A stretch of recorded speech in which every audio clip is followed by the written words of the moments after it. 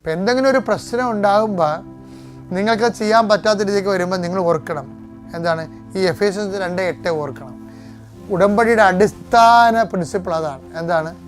Not by merit but by grace. എന്നുവെച്ചാൽ നിൻ്റെ യോഗ്യത കൊണ്ടല്ല, മറിച്ച് കർത്താവിൻ്റെ കൃപ കൊണ്ടാണ്. അപ്പോൾ യോഗ്യതകളുടെ മേലെല്ലാം ഇങ്ങനെ കട്ടിങ് വരും. യോഗ്യതകളുടെ മേലെല്ലാം നമ്മുടെ മെറിറ്റുകളാണ് എപ്പോഴും ഡാമേജ് വരണത്. സർട്ടിഫിക്കറ്റ് പോലും സമയത്ത് സർട്ടിഫിക്കറ്റ് കാണാനില്ല. യാത്ര ഇറങ്ങുമ്പോൾ പാസ്പോർട്ട് കാണാനുണ്ടാകത്തില്ല. അപ്പോൾ നമ്മുടെ നിന്ന് വിശ്വാസപ്രമാണം ചെല്ലും. എന്താ കാര്യം? കുറച്ച് കഴിയുമ്പോൾ പാസ്പോർട്ട് കിട്ടും. അപ്പോൾ എന്തെങ്കിലും ഇഷ്യൂ ഉണ്ടായാൽ പ്രാർത്ഥിക്കുക, എംപവർ ആകുക, പ്രേ ആൻഡ് ഗെറ്റ് എംപവേർഡ് എന്നതിൻ്റെ അർത്ഥം. അല്ലാതെ വിഷയം ഉണ്ടാകുമ്പോൾ ദൈവം കൈവിട്ടെന്ന് പറഞ്ഞുകൊണ്ട് പറയരുത്. എന്തെങ്കിലും വിഷയം ഉണ്ടാകുമ്പോൾ അതിൻ്റെ അർത്ഥം പ്രാർത്ഥിക്കുക, എംപവർ ആകുക. കർത്താവ് ഈ വിഷയത്തിൽ ഇടപെടാൻ ആഗ്രഹിക്കുന്നു.